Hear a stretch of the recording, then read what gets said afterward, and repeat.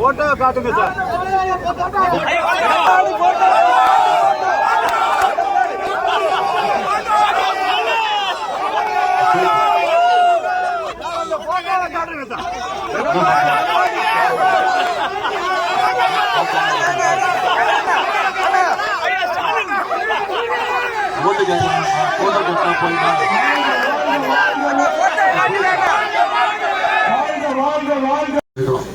கலைஞர் கனவு இல்ல 10 செங்கரை கட்டி தருவோம்னு வாக்குறுதி கொடுத்திருக்கிறோம். எல்லாத்தோட முக்கியமான ஒரு வாக்குறுதி கொடுத்திருக்கிறோம். உங்களுக்கு தெரிஞ்சிருக்கும். ஆட்சி அமைஞ்சோடனே நம்முடைய முதலமைச்சர் அவர்கள் அனைத்து மகளுடைய கைகளையும் 8000 ரூபாய் நம்முடைய முதலமைச்சர் அவர்கள் கொடுத்துருவாங்க. நீங்க முடிவு செஞ்சுக்கலாம்.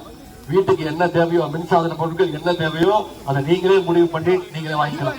இந்த திட்டங்கள்லாம் நிறைவேற்றப்படணும்னா மீண்டும் நம்முடைய திராவிட மாடல் 2.0 ஆட்சி அமையணும்.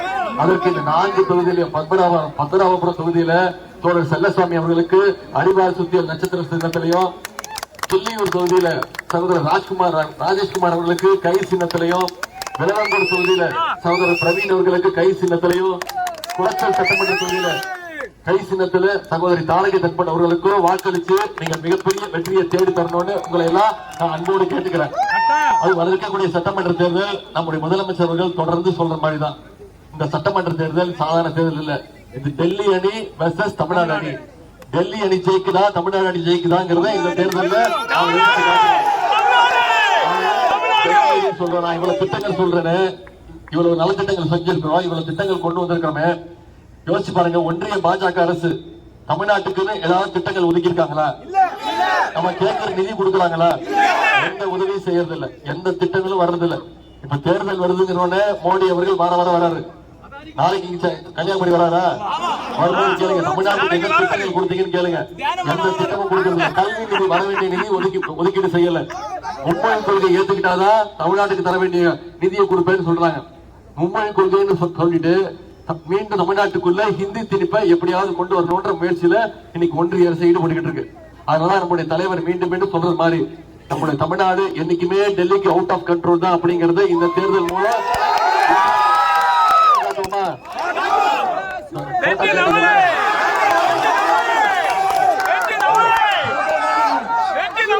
இந்த போட்டோக்கும் எனக்கும் எந்த சம்பந்தமும் இல்லை.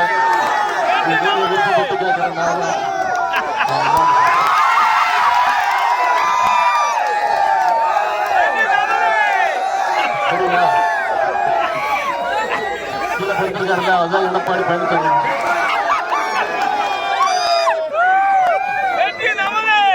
இப்படிதான் 2017ஆம் ஆண்டு அவர் முதலமைச்சர் ஆனாரு. இதைத்தான் நான் சொன்னேன், நீங்க மக்களை சந்திச்சு முதலமைச்சர் ஆகல, காலில் விழுந்து முதலமைச்சர் ஆனீங்க, அம்மா காலில் விழுந்து முதலமைச்சர் ஆனீங்க என்ன சொன்னேன்.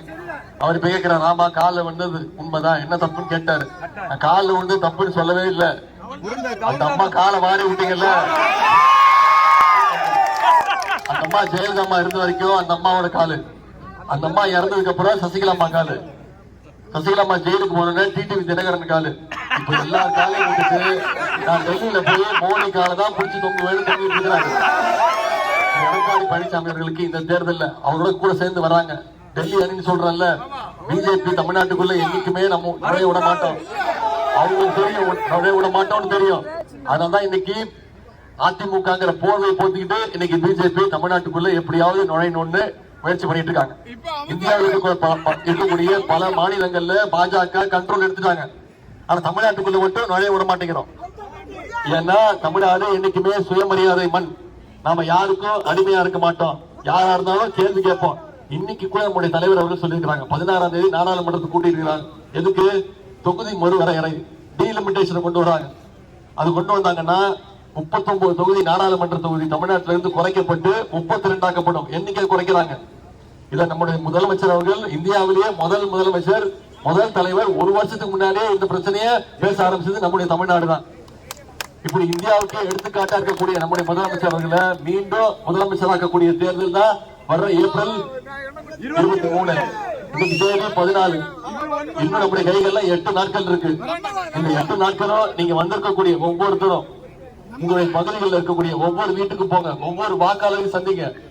ஏன் நம்முடைய கூட்டணி கட்சி சின்னம் அரிவாள் சுத்தியல் நட்சத்திர சின்னத்துக்கு ஏன் வாக்களிக்கணும்? கை சின்னத்துக்கும் நம்முடைய ராஜேஷ்குமார் அவர்களுக்கும் பிரவீன் அவர்களுக்கும் தாரக தட்பட் அவர்களுக்கும் ஏன் வாக்களிக்கணும் அப்படிங்கிற பிரச்சாரத்தை நீங்க செய்வீங்களா?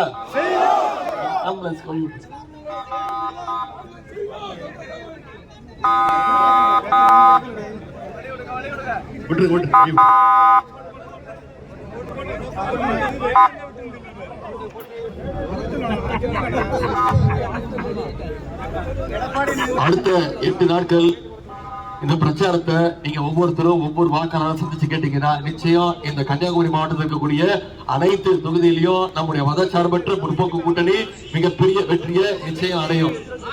அது 6-6 நிச்சயம் கேட்கிறேன், அன்போடு கேட்கிறேன், பாசத்தோடு கேட்கிறேன், உரிமையோடு கேட்கிறேன், உங்க வீட்டு பிள்ளையாக இருந்து கேட்கிறேன், தலைவருடைய மகனாக இருந்து கேட்கிறேன், இன்னும் பெருமையா சொன்னால் அந்த கலைஞருடைய பேரனாக இருந்து கேட்கிறேன். நம்முடைய வெற்றி வேட்பாளர்களுக்கெல்லாம் பிரச்சாரத்தை செஞ்சு மிகப்பெரிய வெற்றியை இந்த சட்டமன்ற தேர்தலில் நீங்க செஞ்சு கொடுக்கணும் அப்படிங்கறத உரிமையோடு கேட்டு உங்களுடைய அன்புக்கும் வரவேற்புக்கும் நன்றி தெரிவித்து விடைபெறுகின்றேன். நன்றி, வணக்கம்.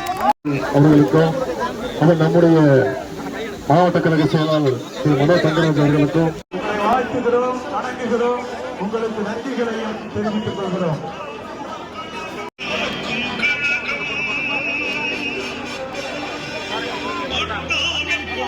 மகிழ்ச்சி நிறைந்த வார்த்தைகளோடு இதே உங்களை சந்தித்து கையசைத்த வண்ணமாக இதே வருகிறார் வருகிறார் வருகிறார் நமது தலைவர் வருகிறார்.